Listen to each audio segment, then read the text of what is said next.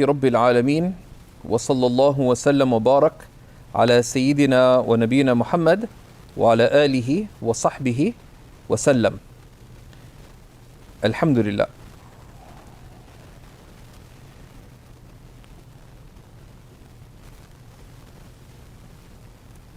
In our lessons on the Tariqa al-Muhammadiyya, we have, by the grace of Allah subhanahu wa ta'ala, been looking at the final element related to how to live in sincerity, which is how you ensure sincerity in your actions and ward off the creeping of insincerity. Right? And there we have to, as we begin, keep in mind the words of the Prophet ﷺ that beware of being very careful about the lesser shirk, right? The lesser association of partners with Allah, which is insincerity, because it is more subtle than the footsteps of a black ant on a dark rock in the dark of night. That you have to be careful. And they say, and it's ants, like if there's ants around, ever had ants sort of get interested in your house? And what happens? If you leave breadcrumbs around, if you keep sugar around, what can happen? They start swarming, right? Now, if you secure the place, there's some taking place. You have to exert some effort to get rid of them. Once you get rid of them, you can be safe for a while. But you have to be aware. If you're not careful, they'll start creeping in again. And that's sort of like insincerity. Once it creeps in, if you don't pay attention to it, it'll take over. Right? It becomes like a madhouse. So what's the last expression that we read?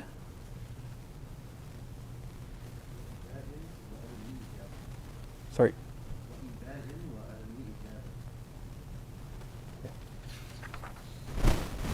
Okay. So we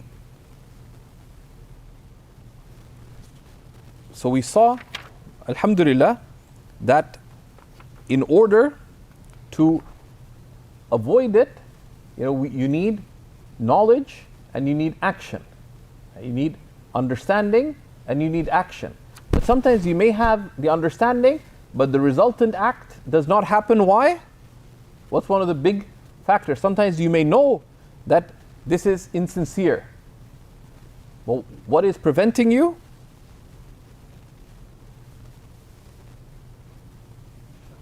Yeah, the strength of one's desire, right? The strength of one's desire for wealth or for status, or the strength of one's whim would take you from wanting it, right? And that's where one needs to struggle, right?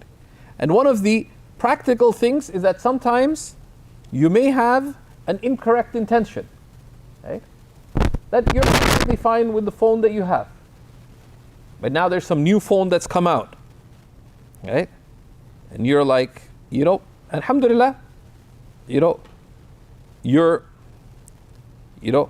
were selling medical masks before COVID.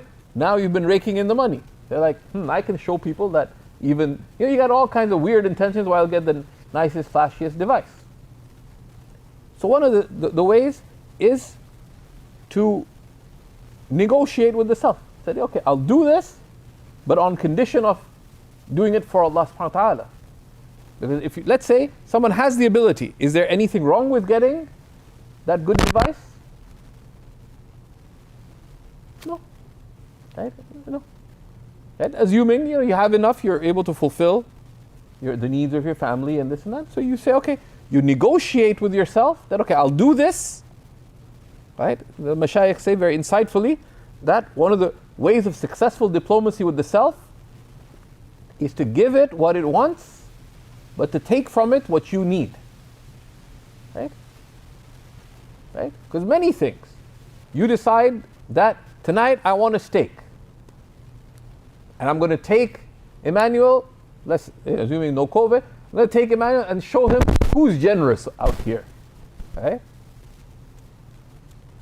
I'm going to go to an expensive steak place to show, that what do you know about how generous my people are? Now, going to a steakhouse, is it haram? No. And let's say it's a dignified place, etc., etc. So what do? Sometimes part of the negotiation, particularly when the drive is strong, is to say, okay, you give it what it wants, sometimes, but demand from it what you need. I'll take him, but I'll make the intention for Allah subhanahu wa ta'ala. And sometimes they say diplomacy works better than war.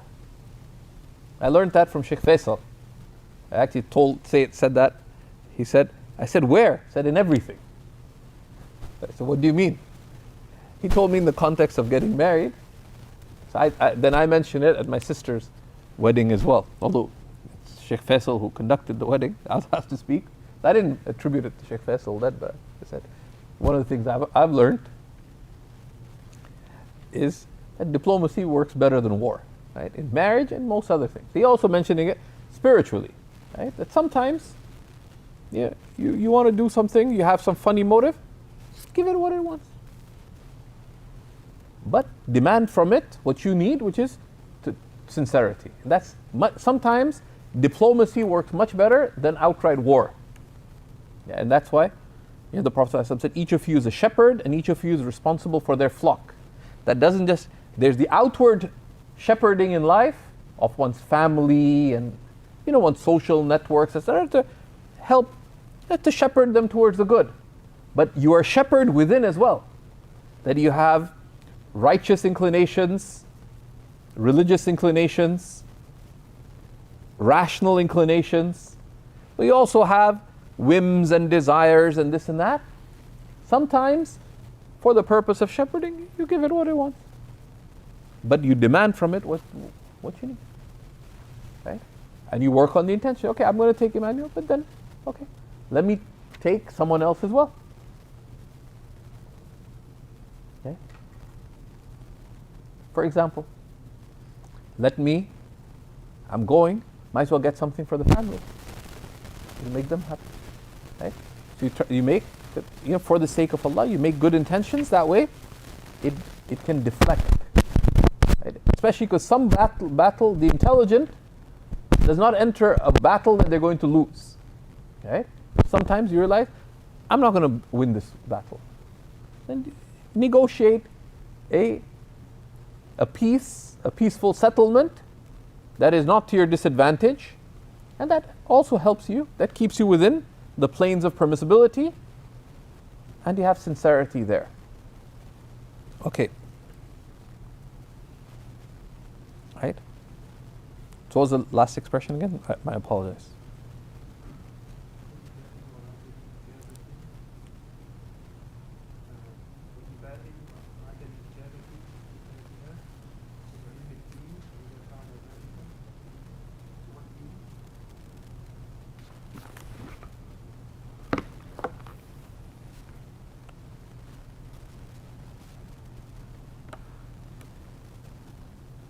Top of the page, bottom of the page?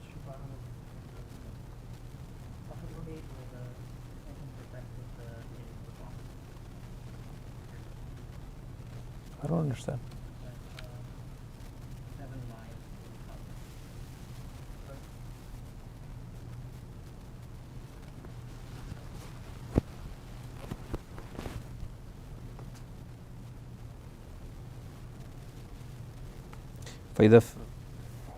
Can you just come?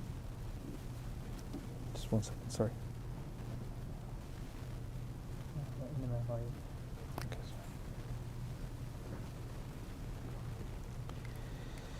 Allah. Right. So when you have this kind of, so we talked about diplomacy, right? Sometimes you have to be pragmatic, right?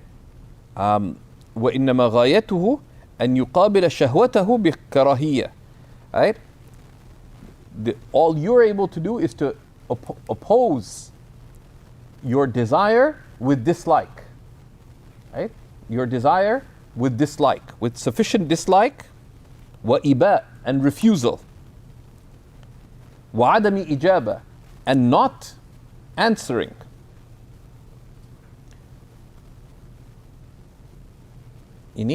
استفادها من علم الدين, that one acquires through gaining knowledge of the religion, right? That Imam al-Ghazali puts it, أن يغلب دافع الدين على دافع الشهوة. So that the religious drive, you need to cultivate your religious understanding and awareness such that the religious drive overcomes the lustful drive or the drive for insincerity. But the Sunnah also teaches us pragmatism, right? Which is why the Prophet ﷺ said, someone, for example, if they find themselves in a state of desire, then they should go to their spouse, right? So it's not just a question of restraining it, but also channeling it in the ways that Allah subhanahu wa ta'ala has permitted.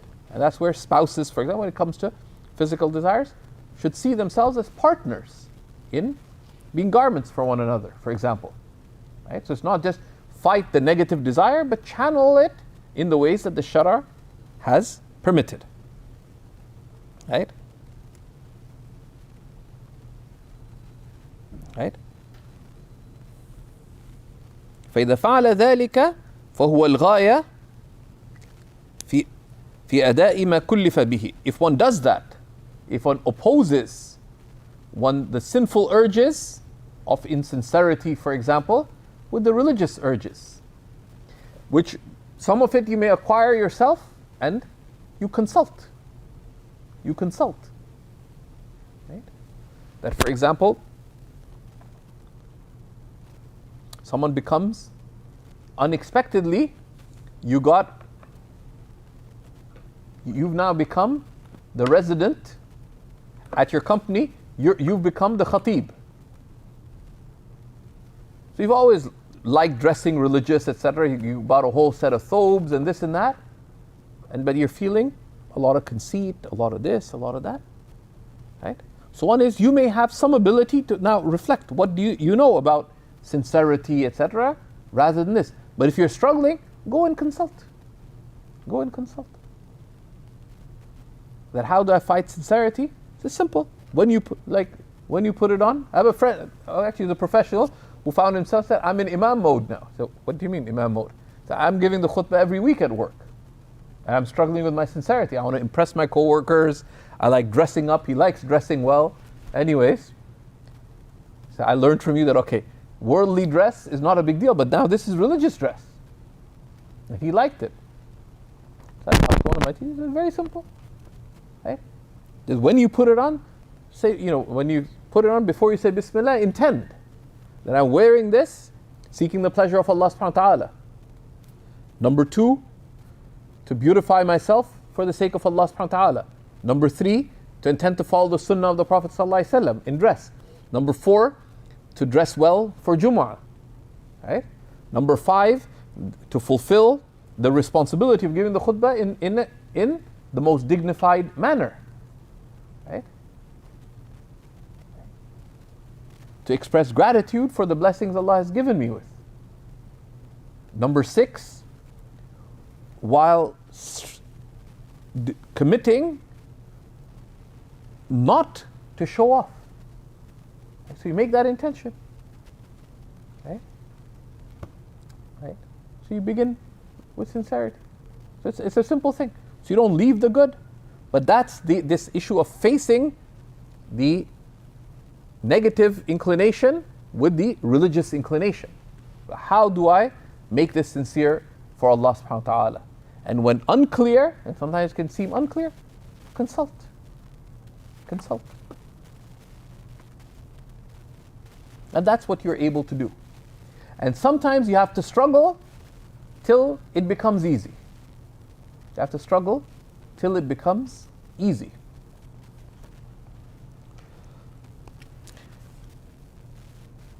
ثم إذا فرغ فعليه أن لا يتحدث به ولا يظهره. Right? Then when one finishes the act of devotion, then one should not talk about it, nor manifest it, unless there's a reason. This is one of the danger points, right? Because there is riya, which is to act for the sake of Allah. Then when you talk about it, you fall into another trap, which we'll be looking at later, which is called sum'ah, which is conceit, right? To make your good deeds known to others. Because one thing is to do it for the sake of Allah. Now you did it. Now the nafs feels repressed.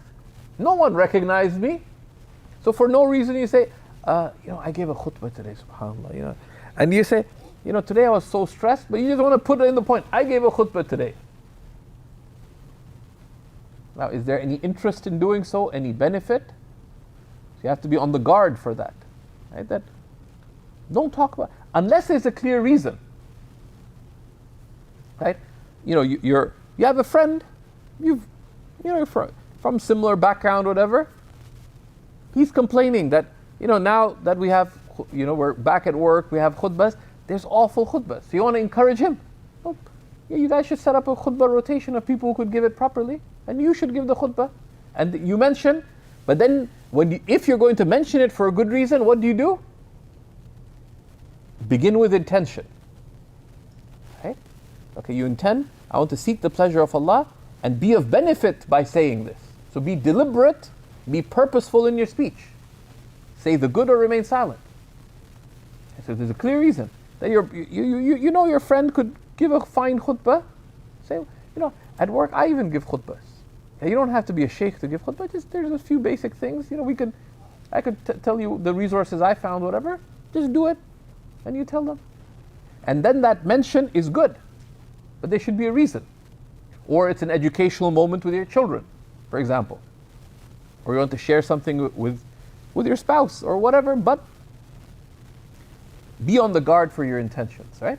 Because there's no sincerity waiver with family. That you don't show off to anyone, but I want to show off to my husband. I want to show off to my wife. No. Even those actions, you can mention it for Allah. Right? Because making someone happy, like parents, for example. Right? Actually, the ulama say one should mention one's religious accomplishments to one's parents as well if there's an interest, because they feel proud of you.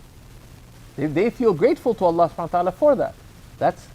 But you do it seeking the pleasure of Allah. Don't say, Dad, I give khutbah now. Right? Now you made him happy, but you hurt yourself as well.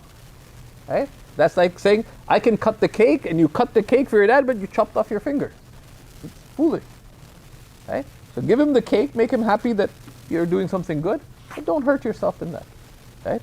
So not to talk about it. Nor to manifest it. Nor to manifest it. Right?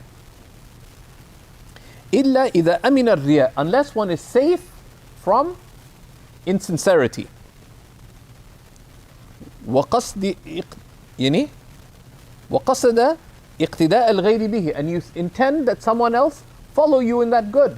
For example, في مظنته, in the situations where that's relevant, or some other good intention. You intend to share what's going on during the day, right? Because let's say that day you went and it's a day off, you volunteered all day to help at the Muslim Welfare Center, for example. You did it for the sake of Allah. Now you go home, your wife asks, so how's your day? So I can't talk about it. What do you do? It won't be a very successful afternoon after a hard day's work. But you want to be on guard. So what do? You're doing this for the sake of Allah subhanahu wa ta'ala. By mentioning the good, by encouraging the good, by gratitude to Allah that Allah facilitated this. Right? So that it's just a skill. Before, guard yourself from insincerity and make an explicit intention for Allah, and you're safe. Right? And one learns how to practice that. Right? وَأَنْ يَكُونَ وَجِلًا مِنْ عَمَلِهِ, and that you are uneasy about your action. خَائِفًا أَنْ يَدْخُلَهُ الرِّيَاء الْخَفِيفِ, wary that hidden insincerity enter into it. ما لم يقف عليه, unless one is resolute regarding it. That's why a lot of people in their social gatherings and so on, they just talk about, I go to this masjid and I donate to this and I this and I this. If the focus is not, if the focus is on the good, you're safe. If the focus is on Allah, you're safe. But when the focus is on I, right, and I, and I, and I, one, it's a social turnoff to a lot of people too. People don't, ultimately, although some people get away with murder with that, but you could say exactly the same thing with sincerity. So why be a loser? Right? Right? فَيَكُونَ مَرْدُودًا مَمْقُوتًا. Because if insincerity enters into one's actions, they could be rejected and odious to Allah subhanahu wa ta'ala. وَيَكُونُ هَذَا الْخَوْفِ فِي دَوَامِ عَمَلِهِ. And this fear, this wariness of insincerity should be throughout your action, should be on guard from it. Whether you're praying, engaging in some service, whatever, be on guard hearing it.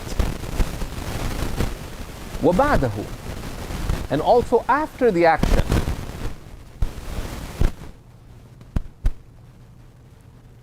لا في ابتداء العمل. Not only at the beginning of the action. You start sincere and then you drift away. بل ينبغي أن يكون متقيا متيقنا في الابتداء أنه مخلص ما يريد بعمله إلا الله. Rather, in the beginning of the action, you should be certain that you're doing it sincerely for Allah. Right? Don't just start, say, inshallah, it's for Allah. You have a good intention. Don't begin until you are certain that it's for Allah. That you're ما يريد بعمله إلا الله. That you're not seeking through your action other than Allah. Particularly your acts of devotion. But then, as we mentioned, you should take that into your work, your family life, even your relaxation. I'm going to the park. Why are you going to the park? It's mubah. It's permitted. Do it for Allah subhanahu wa ta'ala. Right? Yani? حتى توجد النية, until intention is found. And when intentions are found, then divine acceptance is found. Divine pleasure is found, and one goes towards closeness to Allah subhanahu wa ta'ala. إذ هي العزم المصمم الباعث, because intention is the firm resolve that drives you, meaning to the action. فلا يجتمع مع الشك والاحتمال.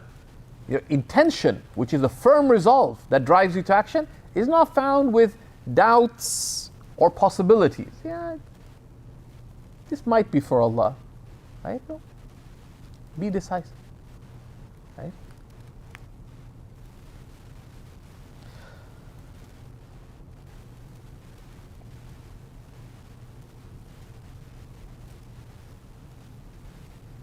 فإذا شرع على اليقين. So therefore, if one begins with certitude, ومضت لحظة يمكن فيها الغفلة والنسيان، جاء الخوف من شائبة خفية من الرياء أو عجب. Right? Because if one begins with certitude and some time passes in which one could be heedless or forgetful, then the fear of allowing your sincerity to be admixed would come. Right? Of whether it be insincerity or conceit creeping in. Right? Right? Right? So this is the aspect of having a sense of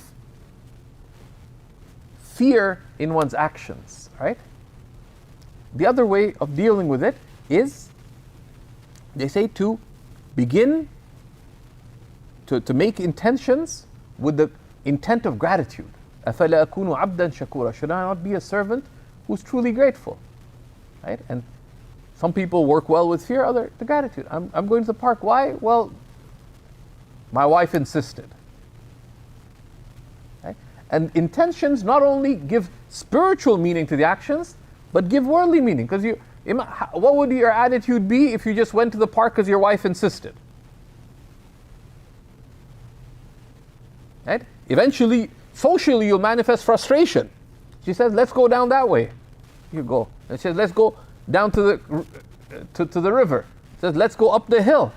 And why are you doing it? Just because she said it. Unless you really deep, it'll be a deep, it'll be a DLT, deep love test. Because you're just dragging along. Eventually you get frustrated. Right? And you see that frequently. People are doing amazing things with their family, but they're getting frustrated and upset. Why? Because there's not intention. Whereas if you go, okay, I'm going, you didn't want to go to the park. But you went genuinely seeking the pleasure of Allah. You went with a sense of purpose. I want to seek the pleasure of Allah by making my wife happy, spending time with some children, this. Then, your attitude in it is very different. Right? It'll be meaningful. Right? You may consider going to the zoo not to be what you'd want to do. Right? I'd actually not been to the zoo for almost 30 years, over 30 years. Because my ideal is, I think, going to zoos are deeply questionable. But finally, decided to go, because the family's going. You had to make a lot of intentions. Not just to make it spiritually consequential, but also because if I just thought about how I feel about it, I'd be pretty miserable about it. I wouldn't want to be in cages. Okay? If I lived in the savannah, I wouldn't want to be out there in the Canadian winter, but you don't think of that because so intentions give a worldly purposefulness to one's actions. Right? And they safeguard it. Now, then he addresses an interesting issue, that should hope predominate in one's actions in the beginning, middle and end, or fear. Right? And many people preferred the way of fear. They said fear is safer. But fear is also quite dangerous, especially in times like ours, where a lot of people feel overwhelmed, especially because they lack company. They lack exemplars that they're around. They lack community. Right? They lack a wider environment of religiosity. So there, where religious practice can just, it's quite natural for it to feel a burden. To put fear on top of that as the predominating emotion can easily overwhelm one, and the Prophet cautioned against that. وَلَنْ يُشَادَّ الدِّينَ أَحَدٌ إِلَّا غَلَبَ. No one will make the religion difficult except that it overwhelms them. So you have to be careful about, that's why in classical books, etc., even here when people talk about fear, yes, but be careful, because it's against the sunnah to make religion difficult for yourself. That's why the ulama emphasize considering, yes, fear is needed, but so is gratitude, so is love. Right? Right? So is a sense of spiritual identity, that I am a servant of God. أَفَلَا أَكُونُ عَبْدًا شَكُورًا. Should I not be a servant? Yeah, that I am a servant. This is what I do. He is my Lord. Right? So these things balance, because you approach it just with fear, people get overwhelmed. Right? And that's against the sunnah. And sometimes we have to give advice to people too, whether in family, so people get religious, they read different stuff, they start being really hard on themselves, and they can't sustain that. Right? It would be better for them just to stay how they were before. They just did the basics and did a lot more. Suddenly, so what if I go to hell? This and that. And what's going to happen? Will they be able to sustain that? No. They're making things unduly difficult for themselves, and they'll be overwhelmed.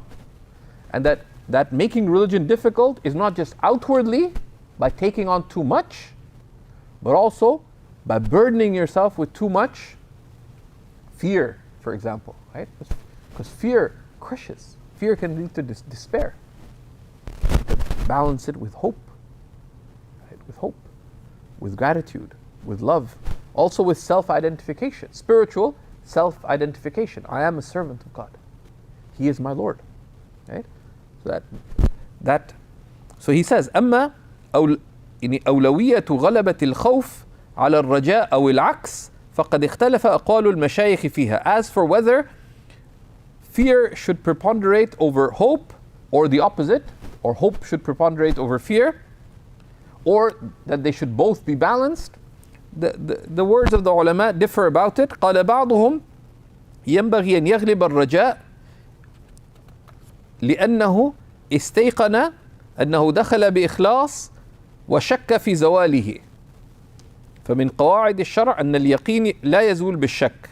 So some of the ulama said that it is better to have hope preponderate, right? That both hope and fear should be present, but hope should preponderate. Why? Because if you act with sincerity, you are sure that you were sincere. You're certain you're sincere. And you have doubt about insincerity. So, and from the established principles of our religion, of the Shara, of religious guidance, is that certainty is not lifted by doubt. So the hope should preponderate that you're doing a good deed with a good intention. Just all you need to do, make sure it is a good deed and make sure it is sincere. And have, right? But of course, it should preponderate, the hope should preponderate, but there should be a modicum of fear so that you're on guard from insincerity, before, during, and after. That's a compelling argument. فبذلك تعظم لذته في المناجاة. This way, one's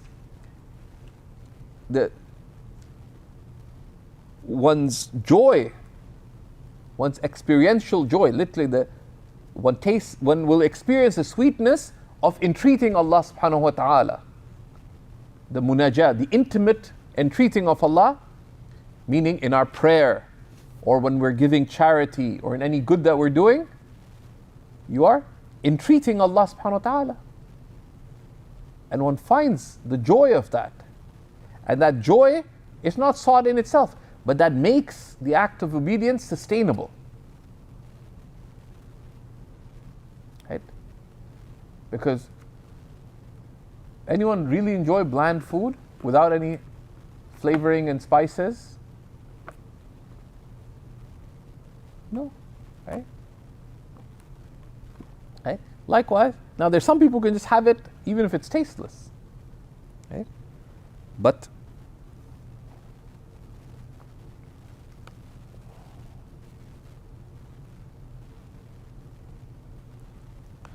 so this line of argument, he says, وَخَوْفُهُ لِأَجْلِ ذَلِكَ الشَّكِّ جَدِيرٌ بِأَنْ يُكَفِّرَ خَاطِرَ الرِّيَاءِ إِنْ كَانَ قَدْ سَبَقَ عَنْهُ وَهُوَ غَافِلٌ عَنْهُ. And in this case, the presence of fear, due to the existence of the possibility of insincerity, it should be expected that that presence of fear, so the hope predominates, but there is some fear, enough to keep you away from being insincere in the beginning, during, or after the action, that degree of fear is sufficient to be expiatory from any unwitting insincerity that could have crept in. Because the fear is of the greatness of Allah subhanahu wa ta'ala, that that you don't want to do anything insincere. So even if it crept in, the presence of that fear is expiatory. Right? So this is the positive outlook. If it happened involuntarily, right? So this is one argument, right? But this works on with one condition, right? Right? إذا يعني شرط هذا القول, right? The condition of this position that hope should preponderate is يعني is وجود قدر رادع من الخوف, is the presence of sufficient fear to deflect insincerity, right? How much fear is enough?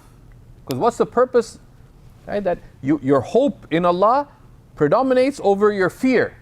There has to be enough fear of Allah to serve as a preventative for insincerity creeping in before the action, during the action, or after the action. And for some, this can work. وَالْمَنْقُولُ عَنْ أَكْثَرِ الْمَشَايِخِ غَلَبَةُ الْخَوْفِ. What's related from most of the ulama is that fear should preponderate over hope. Right? And you find that even in the Khalid al-Bahiyya, he says, وَغَلِّبِ الْخَوْفَ عَلَى الرَّجَاءِ وَالسِّرِّ بِلَا. Good. Right? Imam al-Dardir says in the Khalida, وَالسِّرِّ وَغَلِّبِ الْخَوْفَ عَلَى الرَّجَاءِ. Make fear preponderate over hope and travel to your Lord bila tana'i. What's tana'i?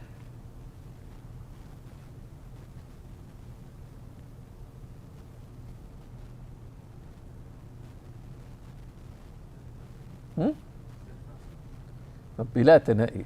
Without. Come on, guys. Words indicate meanings, right? Right? Without toil, without cease, right? This is what's related from most of the scholars, right? حتى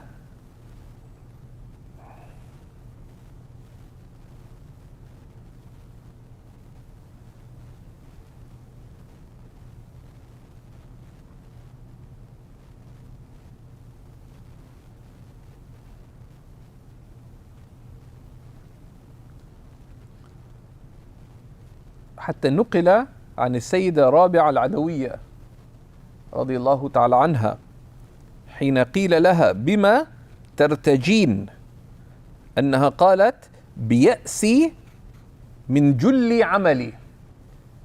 So Rabi al-Adawiyya was asked, what are you hopeful for? What are you hopeful of? And of course she was a known devotee, right? She was known for her deep love for Allah subhanahu wa ta'ala and her deep devotion. Right? She says, what are you hopeful of? She said, in my having no hope, biya'si, literally in my despair from most of my actions. Now Rabi al-Adawiyya spoke at very high level, but my despair from my action. She's also, by my despair from most of my action, it's pointing, of course, at one level to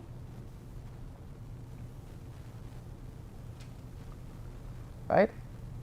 The fact that it can be understood to indicate, to make hope predominate over fear. But the other way, say the Rabi al-Adawiyya, and there's other things that place your hope in none but Allah. And have no fear of other than Allah. The believer does not place their hope in their actions. That's why the first of the hikam of Ibn Ata'illah, right? And many people say this is miftah al-tariq ila Allah. This is the opening to beginning the journey to Allah subhanahu wa ta'ala. Yes? من علامات الاعتماد على العمل نقصان الرجاء عند وجود الزلل. from the signs of relying on actions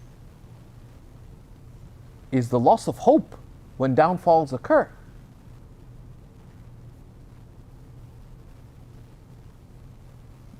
When she said despairing of most of my actions,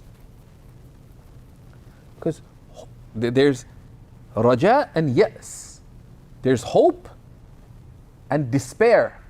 But the despair here does not mean that I have despair, but rather I have no hope whatsoever in my actions. Why? Because the locus of my hope is Allah subhanahu wa ta'ala. Just as the fear is not of your bad deeds. What? Because that is a type of shirk. The type of associating partners with Allah. You are La ilaha illallah. Your actions are not the object of your hope nor your fear. Your actions will not benefit you, your actions will not harm you. La mu'tiya wa la mani'a illallah. There's none who gives, nor any who withholds except for Allah subhanahu wa ta'ala. They say the sincere person is one of the signs of a sincere person is someone whose good deeds don't diminish them in fear, and whose bad deeds don't diminish them in hope.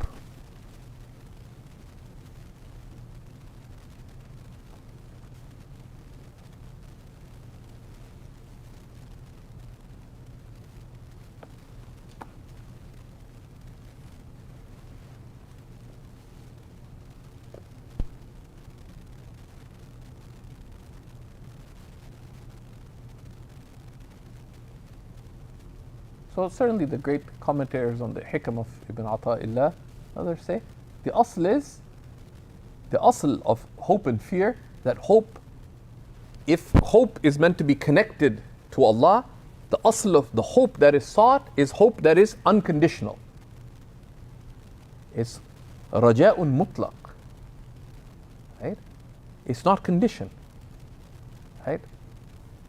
The more you grow to know, the hope grows in the sense, by the extent of your consciousness of the one hoped from. Al-marju, Allah. Al-marju minhu, Allah. Yeah? The hoped from, you're the one hoping. The one hoped from is Allah. Right? And what is hoped for is fadlullah. Salullaha min fadli. Ask Allah from His bounty. So it's unconditional. But the one feared, fear should be unconditional too. Because you do not fear your actions, you do not fear your state, you fear Allah. فَأَمَّا مَنْ خَافَ مَقَامَ رَبِّهِ. As for the one who is fearful of the station of their Lord. Is there a limit to the station of your Lord? No. وَنَهَى النَّفْسَ عَنِ الْهَوَى. And who keeps their self from its wayward ways. فَإِنَّ الْجَنَّةَ هِيَ الْمَأْوَى. So the garden is their resting place.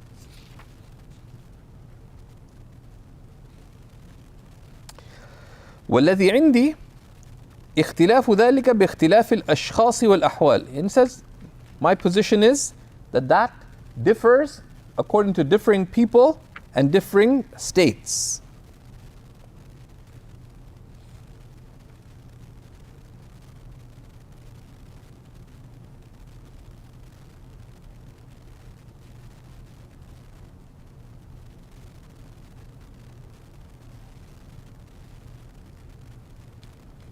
فإن المبتدئ ومن فيه بقية من آثار العجب والأمن والغرور والبطالة ينبغي لهما غلبة الخوف ولغيرهما غلبة الرجاء أو المساواة.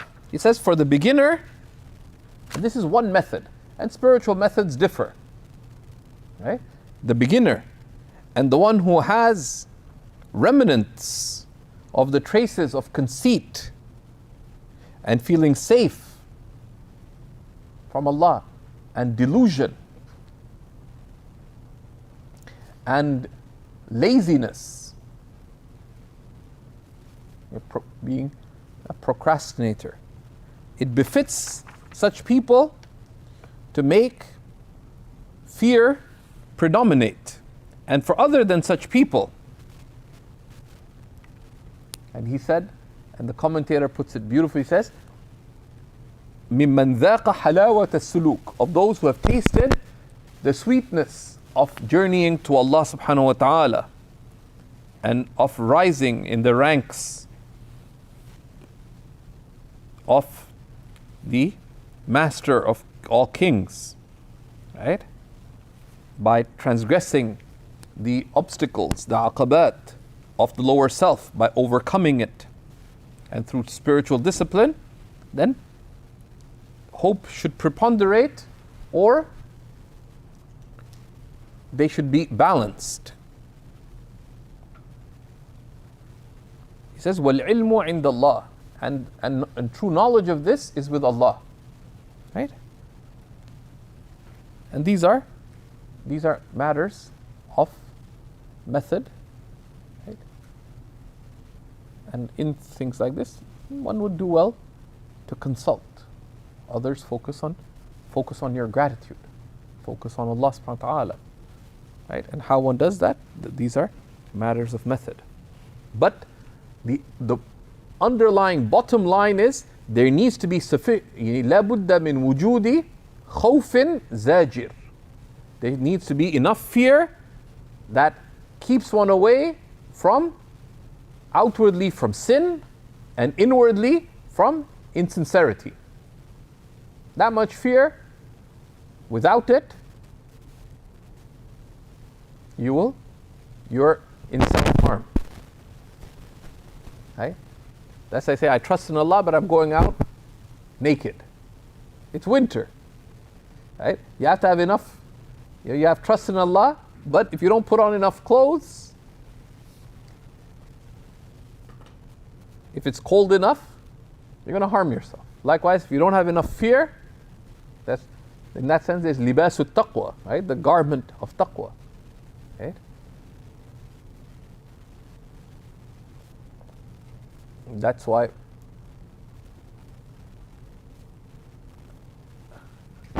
two of the great poets, it's one of my favorite incidents, two of the greatest poets of Islam, and they're friends, but temperamentally very opposite. One was Abu al-Atahiyya. He was one of the great devotee poets of the people of renunciation, of zuhud. And his main themes were the paltriness of this worldly life, and the torment of the grave, and the punishment of hell, and it's very moving poetry for those who like that kind of movements. And he was a gifted poet. His friend was one of the most controversial poets in Islamic history, Abu Nawas, who is misinterpreted by some, because some people deemed Abu Nawas to be a drunkard, a womanizer, and all kinds of things, but he wrote very provocative poetry, right? But at least but he seemed to have a clear spiritual tendency. I misunderstood. I was very unaware because I'd read a number of things about Abu Nawas, and I was never comfortable with their interpretation of him as this corrupt man and so on. There seemed to be a clear vein of sincerity in him. Then Shaykh Mu'min, my teacher Shaykh Mu'min, and I were both sharing a bedroom in Turkey, and I mentioned some poetry to him. I said, he's one of the most misunderstood people. And we're both sleeping on the ground, and he gave me this lesson. I said, Sayyidi, we got to sit up. So why?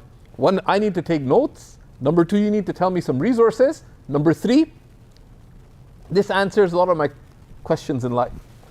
So he was a mischievous poet. Right? So once I'll get to the main point.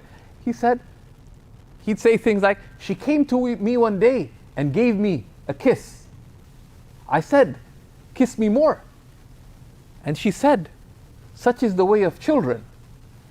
If you give them one, they want much more.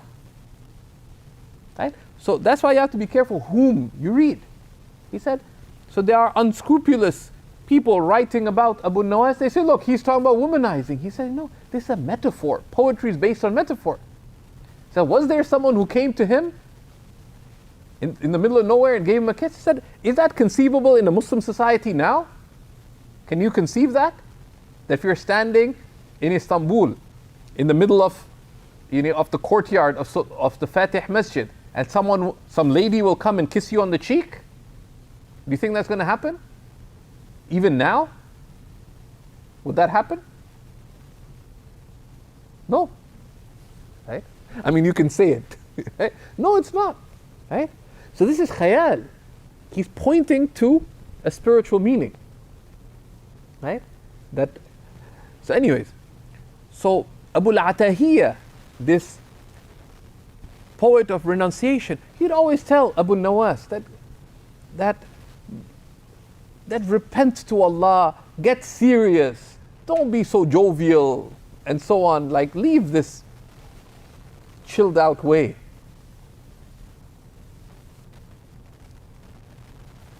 So Abu Nawas said to Abu al-Atahiyya, لا تخرج الأنفس عن غيها ما لم تجد لها من نفسها زاجر أو زاجرة. Selves do not leave their wayward ways, their wayward ways. Human selves do not leave their wayward ways حتى تجد لها من نفسها زاجرة, until they find for themselves, from themselves, a warner. That the human self does not leave its wayward ways until it finds for itself, from itself, an admonisher, a cautioner. When Abu al-Atahiyya heard this, he broke down crying. He said, I would give my lifetime of poetry for this line by Abu Nawas. Even though, ostensibly, all of Abu al-Atahiyya's poems, one of the greatest poets of, I'm not denigrating Abu al-Atahiyya, Qaddasallahu sirra, one of the great Imams of religious poetry. He said, all my poetry is not worth this one line of Abu Nawas. Right? It's also hyperbole, but right? So, but one needs enough, whether it be fear or some other expelling force to keep insincerity away at the beginning, before one acts, during the action, and after the action. Right?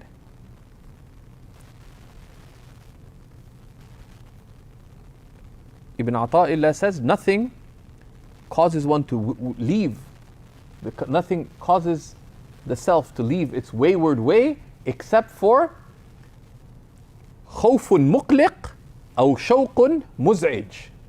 Nothing stirs the lower self to leave its wayward ways like fear that causes one unease or painful passion. Why? Because al-muhib la yaltafit. Right? Because the one in love does not turn to other than their beloved. The one grateful strives to be grateful in all that they do. Right? And the prophetic state and the nature of these states is what you can have hope and fear and gratitude and love. Right? And all of them need to be cultivated. Then he says, so that completes the section, it's one of the longest sections in the book, on riya. Right? It's one of the greatest and most detailed discussions on riya that you find anywhere. Right? And it's full of insights. Radiallahu ta'ala. Then he says, الثاني عشر, the 12th, من آفات القلب الكبر. The 12th of the blameworthy traits of the heart is kibr, is pride. وفيه خمسة مباحث, and in it are 5 investigations. المبحث الأول في تفسير الكبر وضده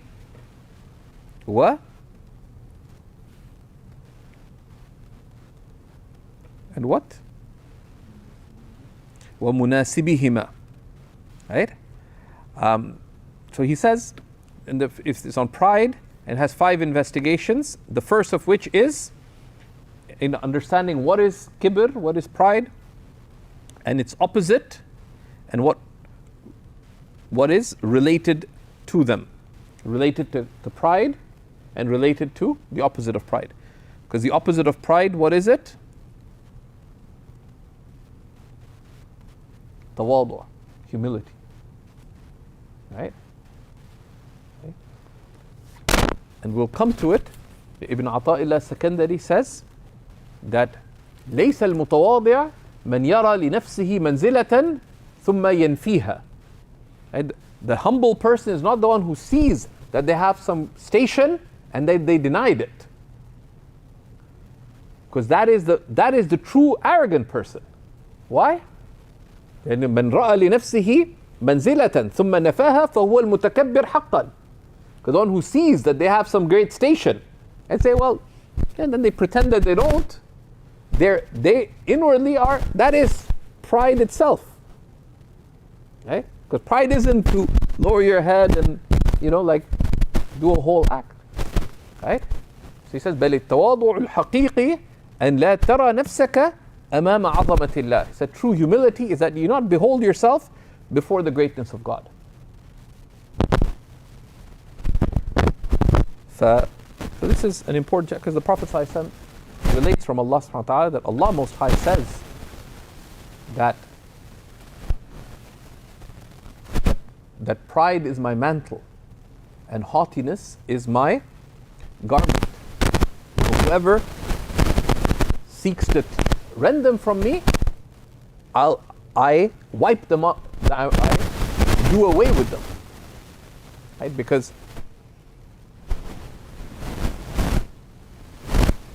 kibriya, highness, right, and haughtiness and elevation belong only to Allah subhanahu wa ta'ala. They are from the sifat of that, they're the personal attributes of Allah. You have no share in them.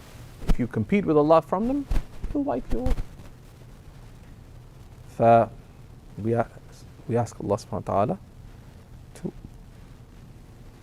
remove from us our insincerity and our shortcomings and our lack of hope and our lack of fear and our lack of gratitude and our lack of love, and to remove from us arrogance and conceit and pride and all these attributes that distance us from realizing the reality of Allah subhanahu wa ta'ala's closeness, and that veil us from beholding Allah subhanahu wa ta'ala.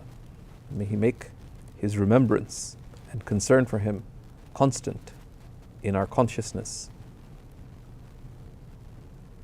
وصلى الله على سيدنا محمد وعلى آله وصحبه وسلم. الحمد لله رب العالمين.